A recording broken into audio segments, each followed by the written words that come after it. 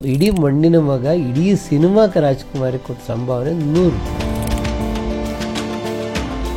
ಪಾತ್ರ ಕಲ್ಪನೆ ತುಂಬ ಚೆನ್ನಾಗಿ ಇಡೀ ಮಣ್ಣಿನ ಮಗ ಸಿನಿಮಾದಲ್ಲಿ ಬಳಕೆಯಾಗಿರುವ ಕಾಸ್ಟ್ಯೂಮ್ ಇದೆಯಲ್ಲ, ಎಲ್ಲ ಮಡಿವಾಳ ಸಂತೆಯಲ್ಲಿ 2 ರೂಪಾಯಿ 3 ರೂಪಾಯಿ ತಂದಿರುವ ಡ್ರೆಸ್. ನೀರಿಗೆ ಧುಮುಕುವಾಗ ಎಲ್ಲ ಇದ್ದಿದ್ದೆ. ಇದು ಒಂದ್ಸಲ ಧುಮುಕಿದ್ರೆ ಚಳಿಯೂ ಇಲ್ಲ ಮಳೆಯೂ ಇಲ್ಲ, ಧುಮುಕಿದ್ಮೇಲೆ ಹೋಗ್ತಾ ಇರೋದೆ. ಗೀತಾಪ್ರಿಯ ಹೇಳಿದ್ರಲ್ಲಮ್ಮ, ನೀವು ಸಾರ್ವಜನಿಕರು ಭಾಷಣ ಮಾಡ್ತಾ ಇಲ್ಲ, ಅಪ್ಪನ ಜೊತೆ ಮಾತಾಡ್ತಾ ಇಲ್ಲ. ಕಲ್ಪನಾ ಇಲ್ಲ ಅದು ಆ ಡೈಲಾಗ್ ಹಾಗೆ ಬರಬೇಕು ಅವ್ರು ಹೇಳಿದ್ರು. ಅಲ್ಲ, ಇಷ್ಟು ಒಳ್ಳೆ ಹಳ್ಳಿ, ನಾನು ಹಳ್ಳಿನಲ್ಲಿ ಬೆಳೆದವನು, ಅದ್ಯಾಕೆ ನಂದಿನಲ್ಲಿ ಉಳಿಸ್ತೀರ? ಇಲ್ಲೇ ಒಂದು ಮನೆ ಕೊಡಿಸಿ, ಇಲ್ಲೇ ನಾನು ಇರ್ತೀನಿ, ದಿನ ಮಧ್ಯಾಹ್ನ ಮುದ್ದೆ ಮಾಡಿಸಿ ಅಷ್ಟೇ ನನ್ನ ಕಂಡೀಷನ್ನು. ಇಡೀ ಹಳ್ಳಿ ಜನ ಸಿನಿಮಾದಲ್ಲಿ ಎಷ್ಟು ಬೆರೆತು ಹೋಗಿದ್ರು ಅಂದರೆ, ಕೊನೆ ದಿನ ಶೂಟಿಂಗ್ ಆಗುವಾಗ ಪ್ರತಿ ಮನೆಯವರು ಕಣ್ಣೀರು ಹಾಕಿದರು. ರಾಜ್ಕುಮಾರ್ ಬಾವಿ ತೋಡ್ತಾರೆ. ಅದು ಬಹಳ ಗೀತಾಪ್ರಿಯ ಅವ್ರಿಗೆ ಬಹಳ ಇಂಪಾರ್ಟೆಂಟ್ ಆದ ಸೀನ್ ಅದು.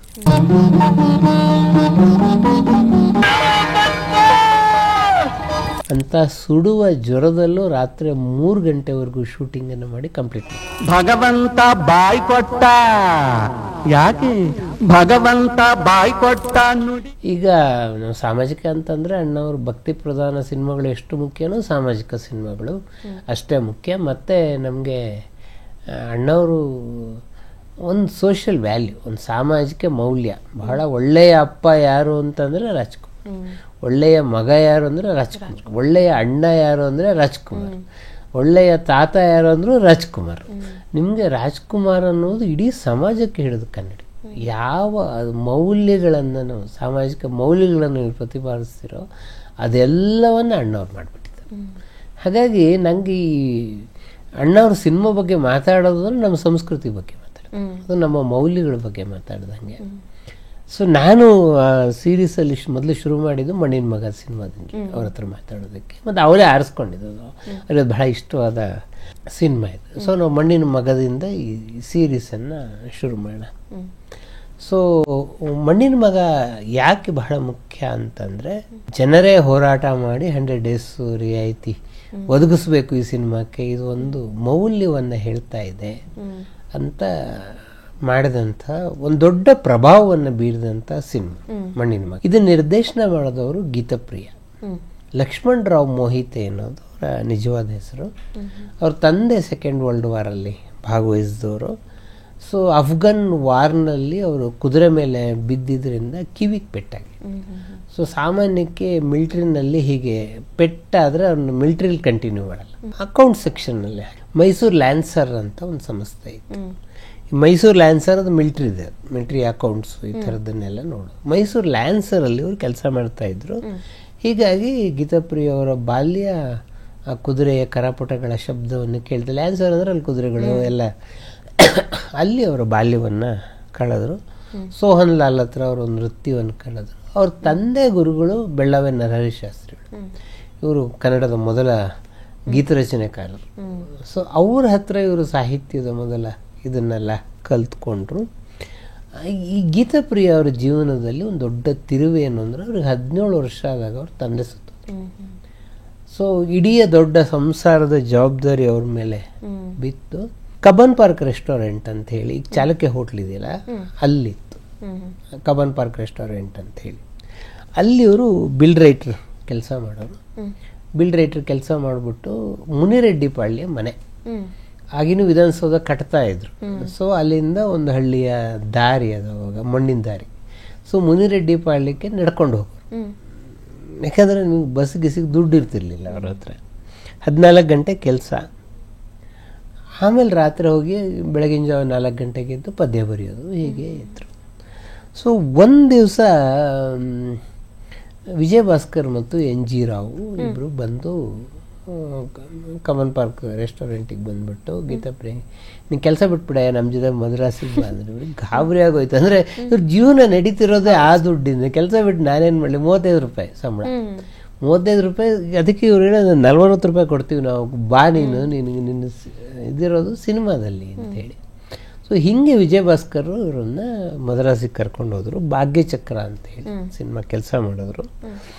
ಶ್ರೀರಾಮಾಂಜನೇಯ ಯುದ್ಧ ಸಿನಿಮಾಕ್ಕೆ ಅವರು ಸಂಭಾಷಣೆ ಮತ್ತು ಹಾಡುಗಳನ್ನು ಬರೆದ್ರು. ರಾಜ್ಕುಮಾರ್ ಅವರಿಗೆ ಬಹಳ ಮುಂದೆ ಬೆಟ್ಟದೂಲಿ ಸಿನಿಮಾ ಮಾಡ್ತಾಯಿದ್ರು. ಬೆಟ್ಟದೂಲಿ ಸಿನಿಮಾ ಮಾಡುವಾಗ ಗೀತಾಪ್ರಿಯ ರಾಜ್ಕುಮಾರ್ಗೆ ಹಳ್ಳಿಯಿಂದ ಬಂದವರು, ಇವ್ರಿಗೆ ಹಳ್ಳಿಯ ಬಡತನ ಕಷ್ಟ ಎಲ್ಲ ನೋಡಿದವರು ಗೀತಾಪ್ರಿಯ ಒಂದು ಕತೆ ಹೇಳಿದ್ರು. ಅದಕ್ಕೆ ಅಣ್ಣವ್ರು ಅಂದರು, ತುಂಬ ಚೆನ್ನಾಗಿದೆ, ನಿಮ್ಗೆ ಸ್ಕ್ರಿಪ್ಟ್ ಮಾಡ್ತಿರಲ್ಲ ಮಾಡಿಟ್ಕೊಳ್ಳಿ, ಯಾವಾಗ ಸಿನಿಮಾ ಮಾಡ್ತಿರೋ ಅಂತಾರೆ ನಾನು ಕಾಲ್ ಶೀಟ್ ಕೊಡ್ತೀನಿ ನಿಮಗೆ, ಇದು ಬಹಳ ಒಳ್ಳೆ ಕತೆ, ಇದು ಸಿನಿಮಾ ಆಗಲೇಬೇಕು. ಸರಿ, ನೀವು ಸಿನಿಮಾ ಮಾಡ್ತೀನಿ ಅಂದ್ರೆ ದುಡ್ಡು ಹಾಕಿರ್ಬೇಕಲ್ಲ, ನೀವು ಬರೀ ಕತೆ ಮಾಡಿ ಇಟ್ಕೊಂಡಿರೋದು ನೆನಪಿಲ್ಲ. ಸರಿ, ಕತೆ ಮಾಡಿ ಇಟ್ಕೊಂಡಿದ್ರು, ದುಡ್ಡು ಹಾಕೋರು ಯಾರು ಅಂತೇಳಿ ಕಾಯ್ತಾ ಇದ್ರು. ಪತಿವ್ರತ ಅಂತ ಸಿನಿಮಾ. ಆಗ MV ವೆಂಕಟಾಚಲ ಅಂತ ಒಬ್ರು ಪರಿಚಯ ಆಯಿತು. ಅವರಿಗೆ ಮಣ್ಣಿನ ಮಗ ಕತೆ ಹೇಳಿದ್ರು. ಈಗ ದುಡ್ಡು ಹಾಕಿರ್ತಾನೆ ಅವರು. ಸರಿ, ಅವ್ರು ಮಾಡ್ರನ್ ಹೋಟೆಲ್ ಅಂತ ಇತ್ತು ಮೆಜೆಸ್ಟಿಕಲ್ಲಿ. ಮಾಡ್ರನ್ ಹೋಟೆಲ್ ಒಂದು ರೂಮ್ ಹಾಕ್ಬಿಟ್ಟು 5 ತಿಂಗಳು ಸ್ಕ್ರಿಪ್ಟ್ ಪಕ್ಕಾ ಮಾಡಬೇಕು ಅಂತ.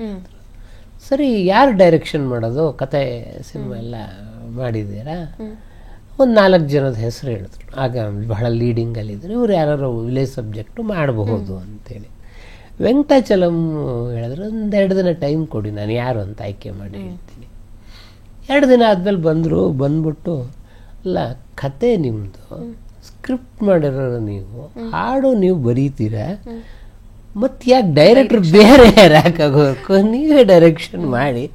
ಗೀತಾಪ್ರಿಯ ಅಂದರೆ ಅವ್ರು ಬಂದಿರೋ ಬ್ಯಾಕ್ಗ್ರೌಂಡಲ್ಲಿ ನಾನು ಡೈರೆಕ್ಟ್ರ್ ಆಗ್ಬೋದು ಅಂತ ಕನಸು ಕೂಡ ಕಂಡಿರಲಿಲ್ಲ. ಅವರು ಬಹಳ ಡೈರೆಕ್ಟ್ರ್ ಆಗಬೇಕು ಅವ್ರ ಆಸೆ ಕೂಡ ಇಟ್ಕೊಂಡಿರಲಿಲ್ಲ. ಇವ್ರು ಯಾರು ಡೈರೆಕ್ಟ್ರ್ ಆಗೋಂತಾರಲ್ಲ, ಯಾಕೆ ಆಗಬಾರ್ದು ಅಂತೇಳಿ ವಿಜಯ ಭಾಸ್ಕರ್ ಕೇಳಿದ್ರು. ವಿಜಯ ಭಾಸ್ಕರ್ ಹೇಳಿದ್ರು, ಅಯ್ಯ ಮಾಡಿರಿ, ನಾವು ಸಪೋರ್ಟ್ ಮಾಡ್ತೀವಿ ನಿಮಗೆ, ಆಗ್ರಿ ಅಂತೇಳಿ. ಮತ್ತು ವೆಂಕಟಾಚಲಂ ಅಂತ ಹೇಳಿದ್ರು, ನೋಡಿ ಸರ್, ಕತೆ ನಂಗೆ ಭಾಳ ಇಷ್ಟ, ಮಾಡಿ ಅಂದರೆ. ಅದು ಡೈರೆಕ್ಷನ್ ನಾನೇ ಮಾಡೋದು ಬೇಡ. ಅವಾಗ ವೆಂಕಟಾಚಲಂ ಒಂದು ಮಾತು ಹೇಳಿದ್ರು, ಅಲ್ಲ, ಭಯ ಇರಬೇಕಾಗಿದ್ದು ಯಾರಿಗೆ ಹೇಳಿ, ದುಡ್ಡು ಹಾಕಿ ಹಾಕಿದ ದುಡ್ಡು ವಾಪಸ್ ಬರುತ್ತಲ್ಲ, ನಂಗೆ ಭಯ. ನನಗೆ ಭಯ ಇಲ್ವಂತೆ, ನಿಮಗೆ ಯಾಕೆ ಭಯ ಆಗಬೇಕು, ನೀವು ಸಿನಿಮಾ ಡೈರೆಕ್ಷನ್ ಮಾಡೋರು ಅಷ್ಟೇ. ಸರಿ, KSL ಸ್ವಾಮಿ ಹತ್ರ ಹೋಗಿ ಕೇಳಿದ್ರು. KSL ಸ್ವಾಮಿ, ರವಿ ಹಿಂಗೆ ಡೈರೆಕ್ಟ್ರ್ ಆಗೋಂತಿದ್ದಾರೆ, ಏನು ಮಾಡಲಿ ಅಂಥೇಳಿ. ಆವಾಗ KSL ಸ್ವಾಮಿ, ನಿಮ್ಮ ಭಯ ಏನು, ನೀವು ಅಸಿಸ್ಟೆಂಟ್ ಡೈರೆಕ್ಟ್ರ್ ಆಗಿಲ್ಲ, ಡೈರೆಕ್ಟ್ರ್ ಆಗ್ತಾಯಿದ್ರು, ನಿಮಗೆ ಟೆಕ್ನಿಕಲ್ ಗೈಡೆನ್ಸ್ ತಾನೇ, ನಿಮಗೆ ಕೊಡಿ, ನೀವು ಒಂದು ಸಲ ಅಣ್ಣವ್ರ ಹತ್ರ ಹೋಗಿ ಕೂತ್ಕೊಳ್ಳಿ, ನಿಮ್ಗೆ ಅಣ್ಣವ್ರಿದ್ರೆ ಯಾವ ಡೈರೆಕ್ಟ್ರ್ ಆಗಬೇಕೋ ಅವರೇ ದೊಡ್ಡ ಗೈಡು ನಿಮಗೆ. ಅವಾಗ ರಾಜ್ಕುಮಾರ್ನ ಭೇಟಿ ಮಾಡೋದು. ರಾಜ್ಕುಮಾರ್ ಅವ್ರನ್ನ ಭೇಟಿ ಮಾಡಿದಾಗ ಅಣ್ಣವರು ಅವ್ರು ಇಷ್ಟಪಟ್ಟು ಕತೆ ಆಯಿತು, ಸಿನಿಮಾ ಮಾಡ್ತಾಯಿದ್ದಾರೆ, ಯಾರು ಡೈರೆಕ್ಟ್ರು ಅಂದರೆ, ಎಲ್ಲ ನನಗೆ ಮಾಡಿ ಅಂತ ಹೇಳ್ತಾ ಇದ್ದಾರೆ. ಅಯ್ಯೋ ಮಾಡಿ, ನಾವೆಲ್ಲ ಇರ್ತೀವಲ್ಲ, ಯಾಕೆ ನೀವು ಡೈರೆಕ್ಟ್ರು ಅಂತೇಳಿ ಅಂತ ಹೇಳಿ ಈ ಸಿನಿಮಾ ಒಂದು ಹಂತಕ್ಕೆ ಬಂತು. ಇದು ಏನಾಯಿತು, ಮಣ್ಣಿನ ಮಗ ಸಿನಿಮಾ ಶುರು ಆದರೂ ಕೂಡ ಪ್ರೊಡ್ಯೂಸರ್ಗೆ ಬೇಕಾದ ದುಡ್ಡು ಅವ್ರ ಕೈಗೆ ಸೇರಿ, ಎಲ್ಲ ಅಲ್ಲಿಂದ ಬರೋ ದುಡ್ಡಿತ್ತು. 3 ವರ್ಷ ಹಿಂಗೆ ಮುಂದಕ್ಕೆ ಹೋಯಿತು. ಆಮೇಲೆ ಮಣ್ಣಿನ ಮಗ ಮಾಡೋದು ಅಂತ ಒಂದು ಅಂದರೆ ಏನು ಬಜೆಟ್ ಅಂದ್ಕೊಂಡಿದ್ರು ಆ ಬಜೆಟ್ಗೆ ಮಾಡೋಕ್ಕಾಗಲಿಲ್ಲ, ಅಲ್ಪ ಕಮ್ಮಿ ಅಂಥೇಳಿ ಅಣ್ಣವ್ರ ಹತ್ರ ಅಂದರು. ಅಂದರೆ ಅಣ್ಣವ್ರ ಅಷ್ಟೊತ್ತಿಗೆ ಸ್ಟಾರ್ ಆಗಿಬಿಟ್ಟಿದ್ರು. ಹತ್ರ ಬಂದ್ಬಿಟ್ಟು, ಅಣ್ಣ ಹಿಂಗೆ ಒಂದು ಸಿನಿಮಾ ಶುರು ಮಾಡ್ತಾಯಿದ್ವಿ, ಆದರೆ ನಾವು ಎಷ್ಟು ಅಂದ್ಕೊಂಡಿದ್ವಿ ಅಷ್ಟು ದುಡ್ಡು ಇಲ್ಲ ನಮ್ಮ ಕೈಯಲ್ಲಿ, ಎಷ್ಟು ಕೊಡೋಕ್ಕಾಗಲ್ಲ ನನಗೆ ಅಂತ ಅಂದರು. ಇದು ನಂಗೆ ರಾಜ್ಕುಮಾರ್ ಹೇಳಿದೆ, ಅದಕ್ಕೋಸ್ಕರ ಭಾಳ ಇಂಪಾರ್ಟೆಂಟ್ ಇದು. ಆವಾಗ ಆಯಿತು, ಇದು ಚೆನ್ನಾಗಿದೆ ಕತೆ, ಇದು ಪಾತ್ರನೂ ಚೆನ್ನಾಗಿದೆ, ಆಯ್ತು ನಾನು ಮಾಡ್ತೀನಿ ಅಂದ್ಬಿಟ್ಟು, ಎಷ್ಟು ಕೊಡ್ತೀರಾ ಅಂದರು. ಭಾಳ ಸಂಕೋಚ, 100 ರೂಪಾಯಿ ಕೊಡ್ಬೋದು ಅಷ್ಟೇ, ನಾವು ಬೇಕಾದಷ್ಟು ಆಯಿತು ಬಿಡಿ, 100 ರೂಪಾಯಿ, ಇನ್ನೂ 10 ರೂಪಾಯಿ ಕಮ್ಮಿ ಕೊಟ್ಟರು ತೊಗೊಳ್ತೀನಿ ನಾನು. ನೀವು ನೋಡಿ, ಇಡೀ ಮಣ್ಣಿನ ಮಗ ಇಡೀ ಸಿನಿಮಾಕ್ಕೆ ರಾಜ್ಕುಮಾರಿಗೆ ಕೊಟ್ಟ ಸಂಭಾವನೆ 100 ರೂಪಾಯಿ. 100 ರೂಪಾಯಿ ಪಾತ್ರ ಮಾಡಿದ್ದಾರೆ ಅವರು. ಆಮೇಲೆ ಒಂದು ಕೆಲಸ ಮಾಡಿ, ನೀವು ಕಲ್ಪನಾನ ಕೇಳಿ, ಈ ಪಾತ್ರ ಕಲ್ಪನೆಗೆ ತುಂಬ ಚೆನ್ನಾಗಿ ಒಪ್ತಾರ ಕೇಳಿ ನೋಡಿ. ಅಷ್ಟೊಂದು ಕಲ್ಪನಾ ಸ್ಟಾರ್. ಆಮೇಲೆ ಕಲ್ಪನಾಗ ಒಂದು ರೀಡಿಂಗನ್ನು ಕೊಟ್ಟು, ಹಿಂಗೆ ಅಣ್ಣವ್ರು ಹೇಳಿದ್ದಾರೆ ನಿಮ್ಮ ಹತ್ರ ಮಾಡ್ಬೋದು. ಕಲ್ಪನಾ ಅಣ್ಣವ್ರು ಹೇಳಿದ್ಮೇಲೆ ಆಯಿತು ಬಿಡಿ, ನಾನು ಮಾಡ್ತೀನಿ ಈ ಪಾತ್ರನ. ರಾಜ್ಕುಮಾರ್ಗೆ 100 ರೂಪಾಯಿ, ಕಲ್ಪನಾಗೆ 80 ರೂಪಾಯಿ ಹತ್ರದಲ್ಲಿ. So M P Shankar, Ramachandra Shastri, Ashwath Narayan ಹೀಗೆಲ್ಲರೂ ಬಂದರು. ಮಡಿವಾಳದಲ್ಲಿ ಸಂತೆ ನಡೀತಾ ಇತ್ತು ಅವಾಗ, ಈಗ ಮಡಿವಾಳದಲ್ಲಿ. ಸೊ ಅಣ್ಣವ್ರಂದರು ಒಂದು ಕೆಲಸ ಮಾಡಿ, ಮಡಿವಾಳದಲ್ಲಿ ಹಳ್ಳಿಯವ್ರಿಗೆ ಬೇಕಾದಂಥದ್ದು ಚಡ್ಡಿ, ಪಂಚೆ, ಶಲ್ಯ ಎಲ್ಲ ಸಿಗ್ತವೆ, ಅಲ್ಲಿ ತಗೊಂಬನ್ನಿ. ಸೊ ಇಡೀ ಮಣ್ಣಿನ ಮಗ ಸಿನಿಮಾದಲ್ಲಿ ಬಳಕೆಯಾಗಿರುವ ಕಾಸ್ಟ್ಯೂಮ್ ಇದೆಯಲ್ಲ, ಎಲ್ಲ ಮಡಿವಾಳ ಸಂತೆಲಿ 2 ರೂಪಾಯಿ 3 ರೂಪಾಯಿ ತಂದಿರುವ ಡ್ರೆಸ್ಗಳು. ಆಮೇಲೆ ಎಲ್ಲ ತೊಗೊಂಡು ಬಂದಮೇಲೆ ಕಲ್ಪನಾ ಅವರ ಅಷ್ಟೊತ್ತಿಗೆ ದೊಡ್ಡ ಕಲಾವಿದೆ ಅಲ್ವ, ಅವ್ರಿಗೆ ಅವರ ಸ್ಟೈಲಿಗೆ ಮೈಸೂರು ರೇಷ್ಮೆ ಸೀರೆ ಎಲ್ಲ ತೊಗೊಂಡು ಬಂದೆ. ಕಲ್ಪನಾ ಅಲ್ಲ, ಅವರೆಲ್ಲ ಏನಿಂದ ಡ್ರೆಸ್, ನನಗೆ ರೇಷ್ಮೆ ಸೀರೆ ಇದು ಏನು ರೀ ಇದು ಸರಿ ಇಲ್ಲ. ಆ್ಯಕ್ಚುಲಿ ಅದು ಒಪ್ತಿತ್ತು, ಯಾಕೆ ಅಂದರೆ ಅವ್ರು ಶ್ರೀಮಂತರು ಕಲ್ಪನಾ ಸಿನಿಮಾದಲ್ಲಿ. ಸೊ ನೀವು ರೇಷ್ಮೆ ಸೀರೆ ಒಪ್ಕೊಂಡ್ರು ಒಪ್ತಿತ್ತು. ಇಲ್ಲ ನನ್ನ ಕಾಸ್ಟ್ಯೂಮ್, ಸಾಮಾನ್ಯ ಕಲ್ಪನಾ ಅವರು ಅವರ ಕಾಸ್ಟ್ಯೂಮನ್ನು ಅವರೇ ಮಾಡ್ಕೊಂಡು, ಸೊ ಅವರೇ ಕಾಸ್ಟ್ಯೂಮು ಫುಲ್ ಮೇಕಪ್ ಹಾಕ್ಕೊಂಡೇ ಸೆಟ್ಟಿಗೆ ಬರೋರು. ನಾನು ಕಾಸ್ಟ್ಯೂಮನ್ನು ಮಾಡ್ಕೊಂಡ್ಬಿಡ್ತೀನಿ ಅಂತ ಹೇಳಿ ಅವರು ಗಾಂಧಿ ಖಾದಿ ಹೋಗಿ ಖಾದಿ ಸೀರೆ ಕೊಂಡ್ಕೊಂಡು ಬಂದರು ಕಲ್ಪನಾ. ಅದರ ಕಲ್ಪನಾನೇ ಆರಿಸ್ಕೊಂಡು ಉಟ್ಕೊಂಡಿರೋ ಖಾದಿ ಸೀರೆ ಈ ಸಿನಿಮಾದಲ್ಲಿ. ವಿ ಎನ್ ರೆಡ್ಡಿ ಕ್ಯಾಮ್ರಾ ಅಂತ ಕೇಳಿದ್ರು. ಬಟ್ ವಿ ಎನ್ ರೆಡ್ಡಿ ವಿಲೇಜಲ್ಲೆಲ್ಲ ಮಾಡೋದು ಕಷ್ಟ ಅಂತ ಹೇಳಿದಾಗ ವಿ ಮನೋಹರ್ ಅಂತೇಳಿ, ಈಗಿನ ವಿ ಮನೋಹರ್ ಅಲ್ಲ, ಕ್ಯಾಮ್ರಾಮನ್ ವಿ ಮನೋಹರ್, ಕೃಷ್ಣ ಪ್ರಸಾದ್ ವಿನೋಹರ್ ಕೇಳಿದ್ರು. ವೀರಸ್ವಾಮಿ ಸರ್ಜಾಪುರ ರೋಡಲ್ಲಿ ಓಂಕಾರ್ ಸ್ಟುಡಿಯೋ ಅಂತಿತ್ತು, ಈಗ ಓಂಕಾರ್ ಸ್ಟುಡಿಯೋ ಇಲ್ಲ, ಸರ್ಜಾಪುರ ರೋಡಲ್ಲಿ ಓಂಕಾರ್ ಸ್ಟುಡಿಯೋ ಅಂತಿತ್ತು. ಅಲ್ಲಿ ವೀರಸ್ವಾಮಿ ಕ್ಲಾಪ್ ಮಾಡಿದ್ರು. ಎಸ್ ಪಾಲ್ ಅಂತೇಳಿ ಸಿಪಾಯಿರಾಮು ಸಿನಿಮಾ ಮಾಡಿದ ನಿರ್ಮಾಪಕರು, ಅವರು ಮಾಡಿದ್ರು. ಆವಾಗ ಗೀತಾ ಪ್ರಿಯಂಗೆ ಭಯ, ಫಸ್ಟ್ ಟೈಮ್ ಓಕೆ ಕಟ್ ಹೇಳ್ತಾ ಇದ್ದಿಲ್ಲ ಅಂತೇಳಿ. ಅಣ್ಣವರು ಗೀತಾ ಪ್ರಿಯ ಹತ್ರ ಬಂದ್ಬಿಟ್ಟು ಮೊಹಿತೇನು ಕರಿಯಾರು, ಏನು ಮೊಹಿತೆ ಯಾಕೆ ಹೆದರ್ತಾ ಇದ್ದೀರ ಅಂದ. ಸರ್ ನೀವಂತ ದೊಡ್ಡ ಕಲಾವಿದರು, ಹೀರೋ ಅಂತ ಹೇಳಿ ಭಯ ಆಗ್ತಾ ಇದೆ. ಅಯ್ಯೋ, ನೀರಿಗೆ ಧುಮುಕುವಾಗ ಎಲ್ಲ ಇದ್ದಿದ್ದೆ, ಇದು ಒಂದ್ಸಲ ಧುಮುಕಿದ್ರೆ ಚಳಿಯೂ ಇಲ್ಲ ಮಳೆಯೂ ಇಲ್ಲ, ಧುಮುಕಿದ್ಮೇಲೆ ಹೋಗ್ತಾ ಇರೋದೆ, ಆಗತ್ತೆ ಬಿಡಿ ಅಂತಂದರು.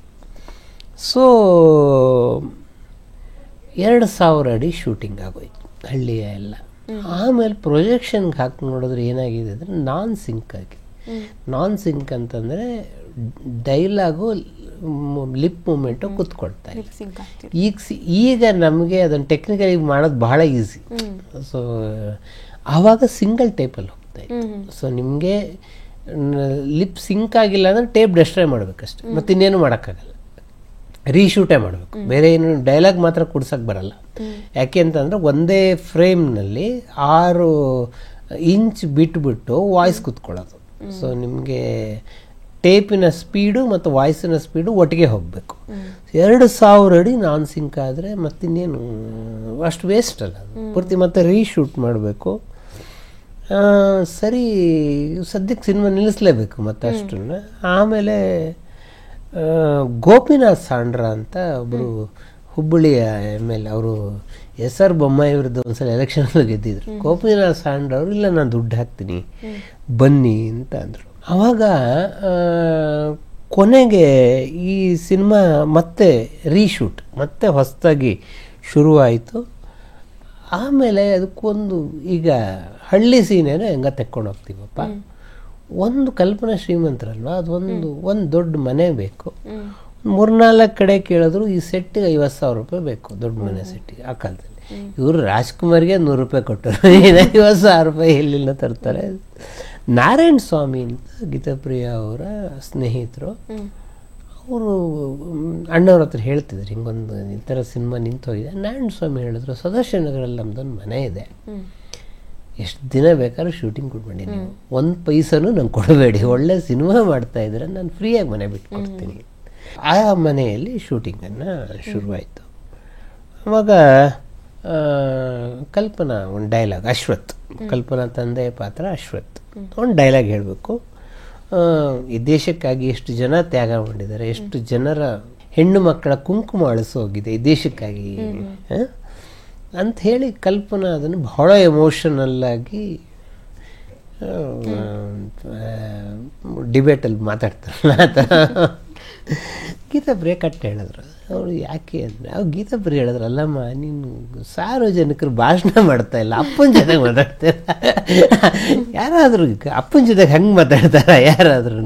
ಸಬ್ಜೆಕ್ಟ್ ಅದೇ ಇರ್ಬೋದು, ಡೈಲಾಗ್ ಹೇಳುವ ಸ್ಟೈಲ್ ಅದಲ್ಲ. ಸರಿ ಕಲ್ಪನಾ ಇಲ್ಲ ಅದು ಆ ಡೈಲಾಗ್ ಹಾಗೆ ಬರಬೇಕು ಗೀತಾಪ್ರಿಯ ಹೇಳಿದ್ರೆ, ಅಲ್ಲಮ್ಮ ಬರ್ದನ್ನ ನಂಗೆ ಗೊತ್ತಿದೆ, ಸೀನ್ ಕ್ರಿಯೇಟ್ ಮಾಡಿರೋದು ನಾನು. ಕಲ್ಪನಾ ಕೋಪ ಮಾಡ್ಕೊಂಡು ಒಂದು ವಾರ ಬರಲೇ ಇಲ್ಲ, ಶೂಟಿಂಗೇ ನಿಂತ್ಕೊಂಡ್ಬಿಡ್ತು. ಆಮೇಲೆ ಒಂದು ವಾರ ಆದಮೇಲೆ ಕಲ್ಪನಾ ತಮ್ಮನ್ನೆಲ್ಲ ಒಳ್ಳೆ ಸಿನಿಮಾ ಆಯಿತು, ನೀವು ಹೇಳ್ದಂಗೆ ಡೈಲಾಗ್ ಹೇಳ್ತೀನಿ ಅಂತ ಹೇಳಿದ್ರು. ಸೊ ಈ ದೇವನಹಳ್ಳಿ ಮತ್ತು ಚಿಕ್ಕಬಳ್ಳಾಪುರ ನಡುವೆ ಒಂದು ವಿಜಯಪುರ ಅಂತ ಒಂದು ಊರಿದೆ, ಈಗಲಿದೆ ವಿಜಯಪುರ. ಅಲ್ಲಿ ಈ ಸಿನಿಮಾದ ಶೂಟಿಂಗನ್ನೆಲ್ಲ ನಡೀತು. ರಾಮಸ್ವಾಮಿ ಅವರು ಅದನ್ನು ಊರಿನ ಮುಖ್ಯಸ್ಥರು ಅವರು ರಾಜ್ಕುಮಾರ್ ಸಿನಿಮಾ ಅಂದರೆ ನಾನು ಎಲ್ಲ ವ್ಯವಸ್ಥೆ ಮಾಡಿಕೊಡ್ತೀನಿ ಅಂತಂದರು. ಸರಿ ಅಲ್ಲಿ ಎಲ್ಲ ಶೂಟಿಂಗು, ಯಾವ ಮನೆ ಇತ್ಯಾದಿ ಎಲ್ಲ ತೀರ್ಮಾನ ಆಯಿತು. ಒಂದೇ ಸಮಸ್ಯೆ ಬಂದಿದ್ದೇನು ಅಂದರೆ, ರಾಜ್ಕುಮಾರ್ ಅಂತ ಕಲಾವಿದರು ಅವ್ರನ್ನ ಎಲ್ಲಿ ಉಳಿಸೋದು, ಎಲ್ಲ ಹಳ್ಳಿ ಮನೆಗಳು, ಇನ್ನೆಲ್ಲ ಅಲ್ಲಿ ಹೋಟ್ಲು ಇರಲ್ಲ, ಮತ್ತೊಂದು ಇರಲ್ಲ. ಅಲ್ಲಿ ನಿಯರೆಸ್ಟ್ ಅಂತಂದರೆ ನಂದಿ, ಅದು ನಂದಿ ಬೆಟ್ಟದಲ್ಲಿ ಗೆಸ್ಟ್ ಹೌಸಲ್ಲಿ ಅಣ್ಣವ್ರನ್ನ ಉಳಿಸೋಣ ಅಂತೇಳಿ ಅಣ್ಣವ್ರಿಗೆ ಹೇಳಿದ್ರು. ನಂದಿ ದಿನ ಕಾರ್ ಅರೇಂಜ್ ಮಾಡ್ತೀವಿ. ಅವ್ರು ಹೇಳಿದ್ರು, ಅಲ್ಲ ಇಷ್ಟು ಒಳ್ಳೆ ಹಳ್ಳಿ, ನಾನು ಹಳ್ಳಿನಲ್ಲಿ ಬೆಳೆದವನು, ಅದು ಯಾಕೆ ನಂದಿನಲ್ಲಿ ಉಳಿಸ್ತೀರ, ಇಲ್ಲೇ ಒಂದು ಮನೆ ಕೊಡಿಸಿ ಇಲ್ಲೇ ನಾನು ಇರ್ತೀನಿ, ದಿನಾ ಒಂದು ಕಂಡೀಷನ್ನು, ದಿನಾ ಮಧ್ಯಾಹ್ನಕ್ಕೆ ಮುದ್ದೆ ಮಾಡಿಸಿ ಅಷ್ಟೇ ನನ್ನ ಕಂಡೀಷನ್ನು ಅಂತ ಹೇಳ್ಬಿಟ್ಟು. ಅಂದರೆ ಕಲ್ಪನಾ ಅವ್ರಿಗೂ ನಂದಿನಲ್ಲಿ, ಕಲ್ಪನಾ ಅಂದರು ಅಣ್ಣವರೇ ಇರ್ತಾರಂತೆ ಇಲ್ಲಿ, ನಾನು ಯಾಕೆ ಅಲ್ಲಿರಲಿ, ನಾನು ಇಲ್ಲೇ ಇರ್ತಿಲ್ಲ ಅಂತ ಹೇಳ್ಬಿಟ್ಟು ಅದು ಹೇಳೋರು. ಅಷ್ಟು ಹೊಂದ್ಕೊಂಡಿದ್ರಿಂದ ಈ ಥರದ ಒಂದು ಸಿನಿಮಾ ಬರೋಕ್ಕೆ ಶುರುವಾಯಿತು. ಅಣ್ಣವ್ರಿಗೆ ಎಷ್ಟು ಇಷ್ಟ ಆಗ್ಬಿಟ್ಟಿತ್ತು ಅಂತಂದರೆ, ಇನ್ನೆರಡು ದಿನ ಶೂಟಿಂಗ್ ಇದೆ ಅಂದ ಮಗ, ನಮ್ಮ ಅಮ್ಮಂಗೂ ಹಳ್ಳಿ ಅಂದರೆ ಬಹಳ ಇಷ್ಟ, ಕೊನೆ 2 ದಿನ ಶೂಟಿಂಗ್ ಅಮ್ಮನ ಕರ್ಕೊಂಬರ್ತೀನಿ ನಾನು ಅಂತ ಹೇಳಿ ಯಕ್ಷಮ್ಮನ ಕರ್ಕೊಂಡು ಬಂದರು. ಇಡೀ ಹಳ್ಳಿ ಜನ ಸಿನಿಮಾದಲ್ಲಿ ಎಷ್ಟು ಬೆರೆತು ಹೋಗಿದ್ರು ಅಂದರೆ, ಕೊನೆ ದಿನ ಶೂಟಿಂಗ್ ಆಗುವಾಗ ಪ್ರತಿ ಮನೆಯವರು ಕಣ್ಣೀರು ಹಾಕಿದ್ದಾರೆ, ಇವ್ರನ್ನ ಸಿನಿಮಾ ಮುಗ್ದೋಗ್ಬಿಡ್ತಲ್ಲ ಅಂತೇಳಿ. ಅಂದರೆ ಒಂಥರ ಅವ್ರು ಎಲ್ಲರೂ ಸೇರಿಕೊಂಡು ಮಾಡಿದಂತಹ ಸಿನಿಮಾ ಅಂಥೇಳಿ. ಆ ಸಿನಿಮಾದಲ್ಲಿ ಬಹಳ ಮುಖ್ಯವಾದ ಸೀನ್ ಇರೋದು ಬಾವಿ ತೋಡೋದು. ರಾಜ್ಕುಮಾರ್ ಬಾವಿ ತೋಡ್ತಾರೆ, ಅದು ಬಹಳ ಗೀತಾಪ್ರಿಯವ್ರಿಗೂ ಬಹಳ ಇಂಪಾರ್ಟೆಂಟ್ ಆದ ಸೀನ್ ಅದು. ಅದು ಕನ್ನಡ ರಾಜ್ಯೋತ್ಸವದ ಕಾಲ, ಈ ಶೂಟಿಂಗ್ ಆಗೋ ಟೈಮಲ್ಲಿ ರಾಜ್ಯೋತ್ಸವದ ಕಾಲ ಅಂದರೆ ಸುಮಾರು ನವಂಬರ್ ತಿಂಗಳಲ್ಲೆಲ್ಲ ರಾಜ್ಯೋತ್ಸವ ಮಾಡ್ತಾರೆ, ಈಗಲೂ ಅಷ್ಟೇ. ಈಗ ಮೆಜೆಸ್ಟಿಕ್ ಬಸ್ ಸ್ಟ್ಯಾಂಡ್ ಇದೆಯಲ್ಲ, ಅಲ್ಲಿ ಸುಭಾಷ್ ಮೈದಾನ ಅಂತ ಇತ್ತು. ಈ ಸುಭಾಷ್ ಮೈದಾನದಲ್ಲಿ ದೊಡ್ಡ ಮೈದಾನ ಅದು. ನಾರ್ಮಲಿ ರಾಜ್ಯೋತ್ಸವ ಕಾರ್ಯಕ್ರಮಗಳ ಸುಭಾಷ್ ಮೈದಾನದಲ್ಲಿ ನಡೆಯೋದು. ಸೊ ರಾಜ್ಕುಮಾರ್ ಪ್ರತಿ ವರ್ಷ ಮಾಡ್ತಾಯಿದ್ರು. ಅವತ್ತು ರಾಜ್ಯೋತ್ಸವ ಕಾರ್ಯಕ್ರಮ, ಈ ಬಾವಿ ಏನು ತೋಡಬೇಕು, ಬಾವಿ ತೋಡೋ ದಿವಸ ರಾಜ್ಯೋತ್ಸವದ ಕಾರ್ಯಕ್ರಮ. ಅವ್ರು ಹೇಳಿದ್ರು, ಒಂದು ಕೆಲಸ ಮಾಡಿ ನೀವು, ಅದು ಹೇಗಿರೋ ನೈಟ್ ಶೂಟಿಂಗೇ ಮಾಡಬೇಕು ಬಾವಿ ತೋಡೋದು, ಯಾಕಂದ್ರೆ ಜನದು ಡಿಸ್ಟರ್ಬೆನ್ಸ್ ಎಲ್ಲ ಇರಬಾರ್ದು. 9 ಗಂಟೆಗೆ ಶೂಟಿಂಗ್ ಇಟ್ಕೊಂಬಿಡಿ, ನಾನು ಪ್ರೋಗ್ರಾಮ್ ಮುಗಿಸ್ಕೊಂಡು ಬಂದುಬಿಡ್ತೀನಿ, 6 ಗಂಟೆಗೆ ಮುಗಿದ್ರೂ ಬಂದುಬಿಡ್ತೀನಿ ನಾನು ಶೂಟಿಂಗಿಗೆ. 9 ಆಯಿತು, ಯೂನಿಟ್ ರೆಡಿ ಇದೆ, ಅಣ್ಣವ್ರು ಪತ್ತೆ ಇಲ್ಲ. ಈಗೆಲ್ಲ ಮೊಬೈಲ್ ಇದೆ, 2 ನಿಮಿಷ ಆಗೇನು ಇಲ್ವಲ್ಲ, ಮತ್ತು ಹಳ್ಳಿನಲ್ಲೆಲ್ಲೂ ಟ್ರಂಕಲ್ಲೂ ಬುಕ್ ಮಾಡೋಕೆ, ಮತ್ತು ಎಲ್ಲಿದ್ದಾರೆ ಅಂತ ಗೊತ್ತಿಲ್ವಲ್ಲ ಈಗ ಅಣ್ಣವ್ರು. ಸರಿ ಎಲ್ಲರಿಗೂ ಚಡಪಡಿಕೆ, ಎಲ್ಲಿ ಶೂಟಿಂಗನ್ನು ಏನು ಮಾಡೋದು. 10:15 ಅಣ್ಣವ್ರು ಬಂದ್ಬಿಟ್ಟು ಅವ್ರ ಜೊತೆಗೆ ಸುಬ್ಬಣ್ಣ ಅಂತ, ಮೇಕಪ್ ಸುಬ್ಬಣ್ಣ ಅಂತೇಳಿ, MS ರಾಜಶೇಖರ್ ಅಂತ ಡೈರೆಕ್ಟರ್ ಇದ್ರಲ್ಲ, ಅವ್ರ ತಂದೆ ಮೇಕಪ್ ಸುಬ್ಬಣ್ಣ. ಮೇಕಪ್ ಸುಬ್ಬಣ್ಣನ ಕೇಳಿದ್ರು ಯಾಕೆ ಅಂತೇಳಿ, ಅಯ್ಯೋ ದಾರಿಲಿ ಕಾರ್ ಹಾಳಾಗೋಯ್ತು, 4 ಕಿಲೋಮೀಟ್ರು 4-5 ಕಿಲೋಮೀಟ್ರ್ ದೂರದಲ್ಲಿ, ಅಣ್ಣವ್ರು ಶೂಟಿಂಗಿಗೆ ಲೇಟ್ ಆಗುತ್ತೆ ಅಂತ ನಡ್ಕೊಂಬಂದ್ಬಿಟ್ರು ನಾವು ಅಂತೇಳಿ ಬಂದರು. ಸರಿ 6 ಕಿಲೋಮೀಟ್ರ್ ನಡ್ಕೊಂಡು ಬಂದ್ಬಿಟ್ಟು ಬಂದಿದ್ದಾರೆ. ಆಮೇಲೆ ಒಂದು ಬರೀ ಪಂಚೆ ಉಟ್ಕೊಂಡು, ಒಂದು ತುಂಡು ಪಂಚೆ ಉಟ್ಕೊಂಡು ಹೊಡಿತಿದ್ದಾರೆ. ಶಾರ್ಟಲ್ಲಿ ಅಣ್ಣವ್ರನ್ನ ಗೀತಾಪ್ರಿಯ ಮುಟ್ಟಿದ್ರೆ ಶಾಕ್ ಹೊಡೆದಂಗೆ ಆಯಿತು, ಸುಡ್ತಾ ಇದೆ ಮೈ. ಆಮೇಲೆ ಅಣ್ಣ ಕೇಳಿದ್ರು, ಶೂಟಿಂಗನ್ನು ಇಮಿಡಿಯೇಟಾಗಿ ಸ್ಟಾಪ್ ಮಾಡಿಬಿಟ್ಟು, ಯಾಕೆ ಅಣ್ಣವ್ರೆ ಹಿಂಗೆ ಏನಾಗಿದೆ ಅಂತ. 104 ಡಿಗ್ರಿ ಜ್ವರ ಇದೆ ನನಗೆ, 104 ಡಿಗ್ರಿ ಜ್ವರದಲ್ಲಿ 6 ಕಿಲೋಮೀಟ್ರ್ ನಡ್ಕೊಂಬಂದಿದ್ದಾರೆ ಅವರು ಶೂಟಿಂಗ್. ಅದಕ್ಕೆ ಗೀತಾಪ್ರಿಯ ಅವರೇ, ಇಡೀ ಸೆಟ್ಟು ರೆಡಿಯಾಗಿದೆ, ಈ ಸೀನ್ ಬಹಳ ಇಂಪಾರ್ಟೆಂಟ್ ಸಿನಿಮಾಕ್ಕೆ, ಯಾವ ಕಾರಣಕ್ಕೂ ನಿಲ್ಲಿಸ್ಬೇಕು. ಜ್ವರ ಏನು ಮಾಡುತ್ತೆ, ಅದ್ರ ಪಾಡಿಗೆ ಅದಿರುತ್ತೆ, ನಾಳೆ ಬೆಳಿಗ್ಗೆ ಹೊರಟೋಗುತ್ತೆ, ನಂಗೆ ಸಿನಿಮಾ ಇಂಪಾರ್ಟೆಂಟ್ ಅಂತ ಸುಡುವ ಜ್ವರದಲ್ಲೂ ರಾತ್ರಿ 3 ಗಂಟೆವರೆಗೂ ಶೂಟಿಂಗನ್ನು ಮಾಡಿ ಕಂಪ್ಲೀಟ್ ಮಾಡ್ತಾರೆ. ಇನ್ನೊಂದು, ರಾಜ್ಕುಮಾರ್ ಜೈಲಿಗೆ ಹೋಗಬೇಕು, ಒಂದು ಸೆರೆಮನೆಯ ಸೀನ್ ಆಗಬೇಕು. ಆ ಸೆರೆಮನೆ ಸೀನಿಗೆ ಮತ್ತು ಊರಿಗೆ ಹೋಗ್ಬೇಕು. ಅಲ್ಲೇನು ಮಾಡಿ ಕಣ್ಣವ್ರು ಹೇಳಿದ್ರು, ದನದ ಕೊಟ್ಟಿಗೆಗೆ ಸರಳು ಕಟ್ಟಿ ಅದೇ ಸೆರೆಮನೆ ಪೊಲೀಸ್ ಸ್ಟೇಷನ್. ಇವತ್ತಿಗೂ ಆ ಸಿನಿಮಾದಲ್ಲಿರುವ ಸೆರೆಮನೆ ಅದೇ, ದನದ ಕೊಟ್ಟಿಗೆ ಅದೇ ಆ್ಯಕ್ಚುಲಿ. ಅದಕ್ಕೆ ಅವರು ಸರಳು ಕಟ್ಟಿ ಸೆರೆಮನೆಯ ಸೀನನ್ನು ಮಾಡಿದ್ದಾರೆ. ವಿಜಯ್ ಭಾಸ್ಕರ್ ಅದಕ್ಕೆ ಬಹಳ ಅದ್ಭುತವಾದ ಹಾಡನ್ನು ಕೊಟ್ಟಿದ್ದಾರೆ. 10 ದಿನದಲ್ಲಿ ಎಲ್ಲ ಹಾಡನ್ನು ಕಂಪ್ಲೀಟ್ ಮಾಡಿಕೊಟ್ರು. ಅದರಲ್ಲಿ ಇದೇನು ಸಭ್ಯತೆ, ಇದೇನು ಸಂಸ್ಕೃತಿ ಹಾಡು. ಆ ಹಾಡು 1 ನಿಮಿಷ ಸೈಲೆನ್ಸ್ ಮ್ಯೂಸಿಕ್ ಆದಮೇಲೆ ಮತ್ತೆ ಕಲ್ಪನಾ ಬಂದು ಇದೇನು ಸಭ್ಯತೆ, ಇದೇನು ಸಂಸ್ಕೃತಿ ಶುರು ಮಾಡ್ತಾರೆ.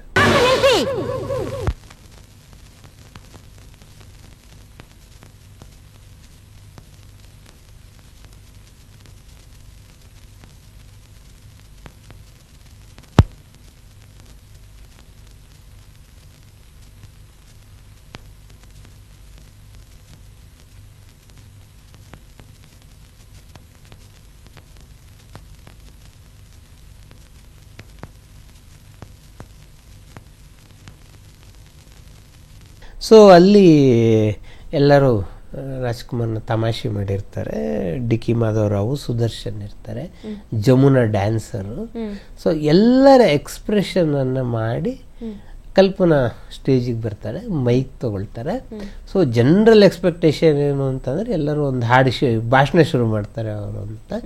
ಆಗ ಅವರು ಇದೇನು ಸಭ್ಯತೆ, ಇದೇನು ಸಂಸ್ಕೃತಿಯನ್ನು ಶುರು ಮಾಡ್ತಾರೆ. ಇದೇನು ಸಭ್ಯತೆ.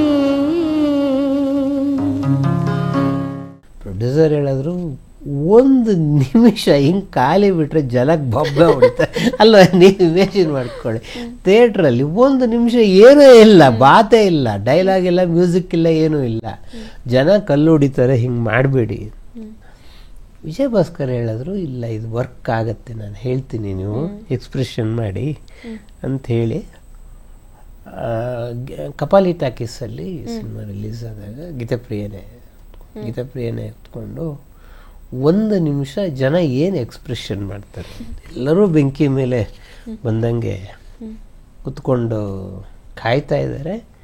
ಇದೇನು ಸಭ್ಯತೆ ಮಾಡುವಾಗ ಎಲ್ಲರೂ ಎದ್ದು ಚಪ್ಪಾಳೆ, 1000 ಸೀಟ್ ಇರುವ ಚಪ್ಪಾಳೆಯಲ್ಲಿ. ಅವಾಗ ಅವರು ಬಹಳ ಅದ್ಭುತವಾದ ಇದನ್ನ ಮಾಡ್ತಾ ಇದ್ದಾರೆ ಅಂತ ಹೇಳ್ಬಿಟ್ಟು ಸೆಕೆಂಡ್ ಹಾಫಿಗೆ ವಾಪಸ್ ಬಂದಾಗ ಇವರು ನಾರ್ಮಲ್ ಟಿಕೆಟ್ ತೊಗೊಂಡ್ಬಂದಿದ್ದೀನಿ, ಗೊತ್ತಾಗಬಾರ್ದು ನಾನು ಯಾರು ಅಂತೇಳಿ.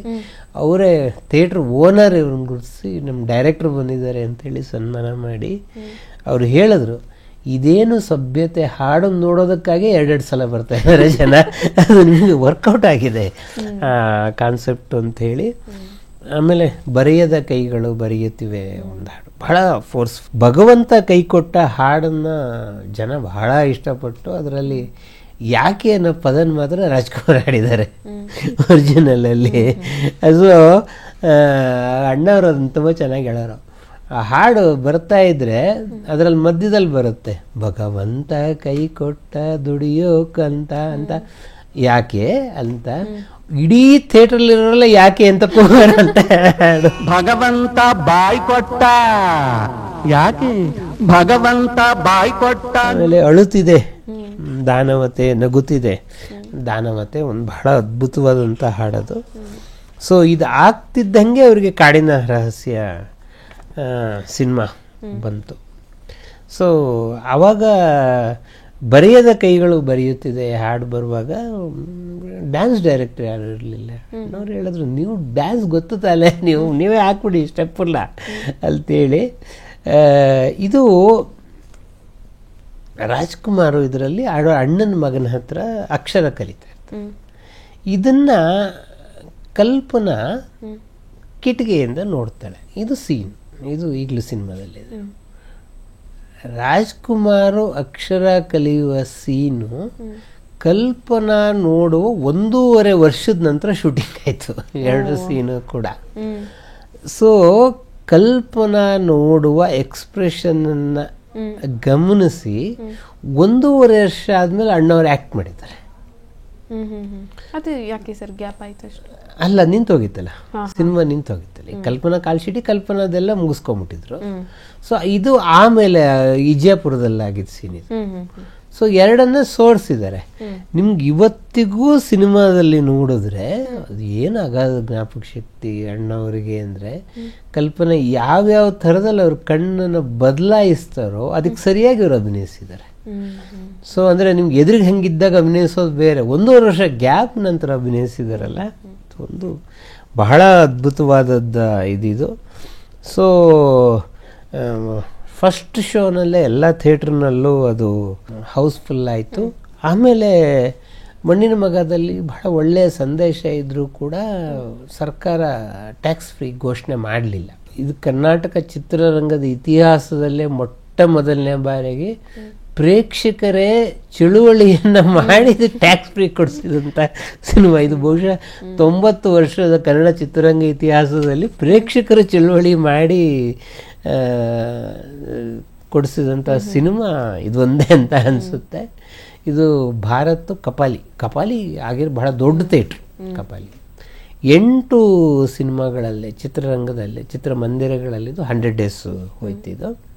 ವುಡ್ಲ್ಯಾಂಡ್ಸ್ ಹೋಟೆಲ್ನಲ್ಲಿ ಇದರ 100 ಡೇಸ್ ಪ್ರೋಗ್ರಾಮು. ಅವತ್ತಿನ ವಾಣಿಜ್ಯ ಸಚಿವರು, ಮುಂದೆ ಮುಖ್ಯಮಂತ್ರಿಗಳಾದ ರಾಮಕೃಷ್ಣ ಹೆಗಡೆ ಅವರು ಮುಖ್ಯ ಅತಿಥಿಗಳು. ಗುಬ್ಬಿ ವೀರಣ್ಣವರು ಇದಕ್ಕೆ ಮುಖ್ಯ ಅತಿಥಿಗಳು. ಗುಬ್ಬಿ ವೀರಣ್ಣವ್ರು ಒಂದು ಮಾತು ಹೇಳಿದ್ರು, ಅದಕ್ಕೆ ನಾವು ಕನ್ಕ್ಲೂಡ್ ಮಾಡ್ಬೋದು. ಅದನ್ನು ಅಣ್ಣವರು ಭಾಳ ನೆನಪು ಮಾಡ್ಕೊಳ್ಳೋರು ಆ ಮಾತನ್ನು. ಈ ಸಿನಿಮಾದಲ್ಲಿ ಏನಿದೆ, ನಾಯಕ ಲವ್ ಸೀನ್ ಇಲ್ಲ, ಕಿಸ್ಸಿಂಗ್ ಸೀನ್ ಇಲ್ಲ, ಡ್ಯುಯೆಟ್ ಇಲ್ಲ. ಆದರೂ ಯಾಕೆ ಜನ ಹಿಂಗೆ ಮುಗಿಬಿದ್ದಿದ್ದನ್ನು ನೋಡಿದ್ರು, ಇದಪ್ಪ ಕನ್ನಡಿಗರಿಗೆ ಬೇಕಾಗಿರೋದು, ನೀವು ಏನೇನೋ ಕೊಡ್ತಾ ಇದ್ದೀರಲ್ಲ ಅದಲ್ಲ, ಇದು ಕನ್ನಡಿಗರಿಗೆ ಬೇಕಾಗಿರೋದು ಅಂಥೇಳಿ ಅಣ್ಣವ್ರು ಅದನ್ನೇ ಈ ಗುಬ್ಬಿವೀರಣ್ಣವ್ರ ಮಾತು ನೆನಪು ಮಾಡ್ಕೊಂಡು ಹೇಳೋರು, ಇದಪ್ಪ ಕನ್ನಡಿಗರಿಗೆ ಬೇಕಾಗಿರೋದು, ಏನೇನೋ ಕೊಡ್ತಾ ಇದ್ದೀರಲ್ಲ ನೀವು ಅಂತ. ಬಹುಶಃ ಇಷ್ಟು ವರ್ಷ ಆದಮೇಲೆ ಅದನ್ನೇ ಹೇಳಬೇಕು ಅನ್ಸುತ್ತೆ ಈಗಿನವ್ರಿಗೆ, ಇದು ಕನ್ನಡಿಗರಿಗೆ ಬೇಕಾಗಿರೋದು ಅಂಚೆ. ಕನ್ನಡಿಗರು ಯಾವ ಸಿನಿಮಾಕ್ಕೆ ಚಳುವಳಿ ಮಾಡಿ ಮತ್ತೆ ಅದನ್ನು ಓಡಿಸಿದ್ರು ಆ ಥರದ ಸಿನಿಮಾಗಳು ಬೇಕಾಗಿರೋದು.